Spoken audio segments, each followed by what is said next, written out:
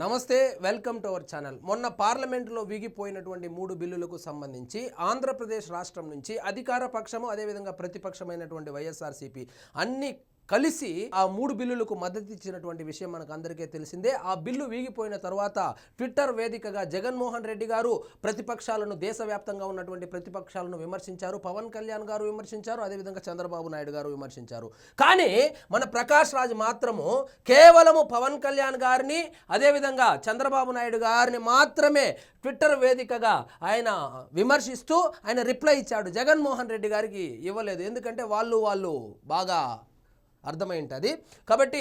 So ఈ విధంగా బయాస్డ్గా మాట్లాడేటువంటి ప్రకాష్ రాజు మొన్న ఒక వివాదంలో ఇరుక్కున్నటువంటి విషయం మనకు అందరికీ తెలిసిందే.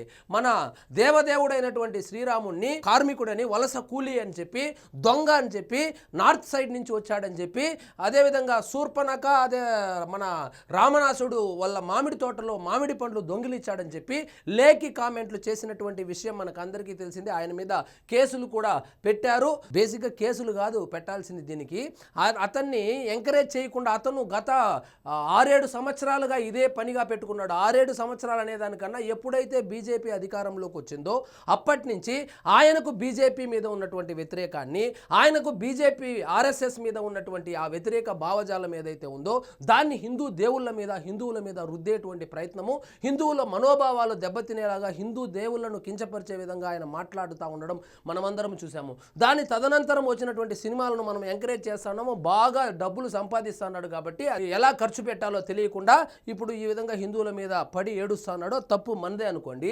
దానికి సంబంధించి ఒక వీడియోనైతే రిలీజ్ చేశాడు. అది ఒకసారి చూద్దాం రండి ఏం మాట్లాడుతున్నాడు. నమస్కారం. ఒక లిటరీ ఫెస్టివల్లో ఆర్ట్ అండ్ ఇట్స్ రెసిలియన్స్ ఒక విషయం మీద నేను చేసిన ప్రసంగం, దాని నుంచి కొన్ని మాటలు కాదు, మొత్తం నువ్వు మాట్లాడేవన్నీ లత్కోర్ మాటలు. దాంట్లో కొన్ని మాటలే కాదు, మొత్తం 1 నిమిషం 45 సెకండ్లలో రాముణ్ణి నువ్వు కించపరిచినటువంటి విషయం అందులో లేదా, లక్ష్మణుణ్ణి కించపరిచినటువంటి విషయం అందులో లేదా, వాళ్ళను దొంగలు అని చెప్పినటువంటి విషయం లేదా, వాళ్ళు వలస కూలీలు అని చెప్పినటువంటి విషయం లేదా. ముందు నువ్వు చూసుకో నువ్వు ఏం మాట్లాడావు. అప్పుడు బాగా తాగి నోటికొచ్చినట్లు మాట్లాడేయడము, ఈ విధంగా వచ్చి అది కట్ చేశారు ఇది కట్ చేశారు అని చెప్పి లత్కోర్ మాటలు మాట్లాడడం వల్ల హిందూ ధర్మాన్ని హర్ట్ చేసే ఫీలింగ్స్ ఇచ్చాను. ఒకసారి కాదు, ప్రతిరోజు నువ్వు మందు తాగినప్పుడంతా హిందువుల మనోభావాలతో ఆటలాడుకుంటున్నావు. నీకు మూడొచ్చినప్పుడల్లా హిందూ దేవుళ్ళ మీద, హిందూ దేవాలయాల మీద, ముఖ్యంగా బీజేపీకి సంబంధించినటువంటి ఆ నాయకుల మీద, ప్రధానమంత్రి మీద, ముఖ్యమంత్రుల మీద, హిందువులకు ఎవరైతే అనుకూలంగా ఉన్నారో, ఏ పార్టీలు అయితే అనుకూలంగా ఉన్నాయో వాళ్ళ మీద అంతా నోటికి వచ్చినప్పుడు మందు తాగి మందు దిగేంత వరకు కామెంట్స్ చేస్తూనే ఉంటుంది. దాంట్లో కొత్త ఏముంది? అన్ని ధర్మాలు ప్రేమిస్తాడంట. ఇది ఈ సంవత్సరానికి పెద్ద జోకు. ఈ జోకు లేదో సినిమాల్లో వేసింటే ఇప్పుడు ఖాళీగా వానికి వీనికి వీని దగ్గర డబ్బులు తీసుకొని ప్రచారానికి వెళ్ళి వాడు బిర్యానీనో కోటరో ఇస్తే వానికి వెళ్ళి ప్రచారం చేసేటువంటి అవసరం ఉండేది కాదు. ఏదైనా 4 సినిమా అవకాశాలన్నా వచ్చేది. ఇట్లాంటి జోకులు సినిమాల్లో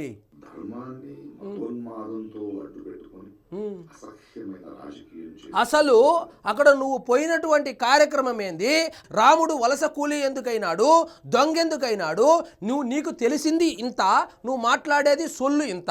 కాబట్టి నీకు తెలియదు, నీకు తెలియకుండా ఒకటి గుర్తుపెట్టుకో ప్రకాష్ రాజ్, నీకులాగే కత్తి మహేష్ అని ఒకడు ఉండేవాడు ఆంధ్రాలో. ఇట్లా మరి పడి ఏమయ్యాడో నెట్లో కొట్టి చూడు తెలుస్తుంది.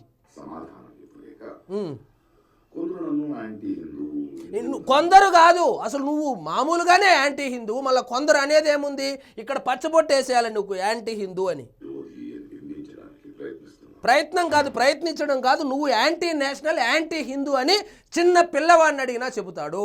వలస కూలీ శ్రీరాముడు కాదు, నువ్వు వలస కూలీవి. నిన్ను మెట్టుతో కొట్టి అక్కడ అవకాశాలు లేక కర్ణాటకలో నుంచి మెట్టుతో కొడితే ఆంధ్రాలో వచ్చి అడుక్కు తిని, తమిళనాడులో పోయి అడుక్కు తిని 4 వేషాలు సంపాదించుకొని 4 డబ్బులు పోగేసుకున్నటువంటి నువ్వు వలస కూలీ, శ్రీరాముడు కాదు ప్రకాష్ రాజ్.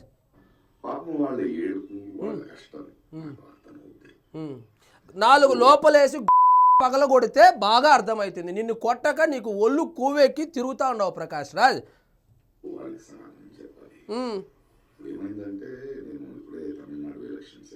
తమిళనాడు ఎలక్షన్లో ఇతన్ని ఎవరు పిలిచలే. ఇతను ఏ విధంగా ప్రచారం చేస్తాడో అది కూడా చూపిస్తాను.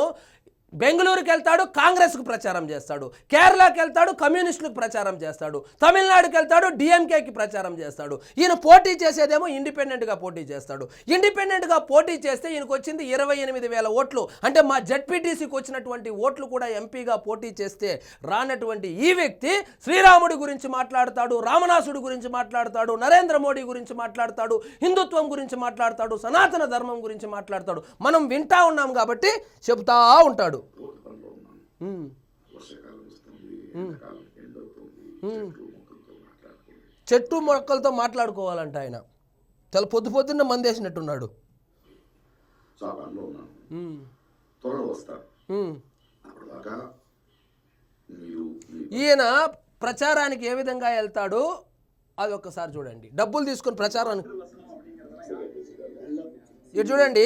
ఇతను శేఖర్ బాబు చెన్నైలో మంత్రి, డిఎంకేకి సంబంధించినటువంటి మంత్రి. ఇతన్ని ఆ రోజుటికి ఆయన రెంట్కి తెచ్చుకున్నాడు, లేకపోతే రెమ్యూనరేషన్ ఇచ్చి తీసుకొని వస్తే మొత్తం బాగా మాట్లాడానా, ఇంకేమైనా మాట్లాడాలా అని ఈ మినిస్టర్ని అడుగుతా ఉన్నాడు. ఎందుకంటే బాగా బిర్యానీ పెట్టి మందు తాగిపించి ప్రచారానికి పిలుచుకొని వచ్చుకున్నాడు కాబట్టి మొత్తం మాట్లాడానని ఇతన్ని అడిగితే లేదు మొత్తం బాగానే మాట్లాడావు, అంటే డిఎంకే గురించి, స్టాలిన్ గురించి ఒక 4 మంచి మాటలు చెప్పు అని చెప్తా ఉన్నాడు. ఓకే అంటున్నాడు. సీఎం గురించి అంట మాట్లాడు. సో నిన్న తమిళనాడుకు సంబంధించి మదురైలో ఎక్కడో డిఎంకే అభ్యర్థికి సంబంధించి ఆయన ప్రచారానికి వెళ్ళి ఆయన ఏదో చెప్తా ఉన్నాడు. అదేవిధంగా టీవీకే పార్టీకి సంబంధించి విజయ్ పార్టీని ఉద్దేశించి అసలు విజయే కాదు, రాజకీయాలకు సినిమా వాళ్ళు పనికిరారు, మీరు కావాలంటే సినిమా వాళ్ళను ఎంకరేజ్ చేయండి, సినిమాల్లో ఎంకరేజ్ చేయండి, కానీ రాజకీయాల్లో ఎంకరేజ్ చేయొద్దని ఈయనకు ఉన్నటువంటి మేధో సంపత్తితో చెప్తా ఉన్నాడు. ఇతనికి తెలియదు ఏమంటే ఎంజీఆర్ సినిమాల్లో నుంచి వచ్చి ముఖ్యమంత్రి అయిన వాడే, ఎన్టీఆర్ సినిమాల్లో నుంచి వచ్చి ముఖ్యమంత్రి అయిన వాడే, జయలలిత సినిమాల్లో నుంచి వచ్చి ముఖ్యమంత్రి అయ్యింది, కరుణానిధి కూడా సినిమాల్లో నుంచి వచ్చి ముఖ్యమంత్రి అయిన వాడే. కాబట్టి ఈయనకు తెలియకపోతే మందికి తప్పు కాదు. అదేవిధంగా విజయ్ ఏదో పెద్ద మనసుతో ఆటో డ్రైవర్కి ఒక టికెట్ ఇస్తే ఆటో డ్రైవర్ని ఉద్దేశించి ఇతను మాట్లాడతాడు. ఆటో డ్రైవర్కి ఎవడైనా టికెట్ ఇస్తాడు? ఆటో డ్రైవర్కి రాజకీయాలు ఏమి తెలుసు?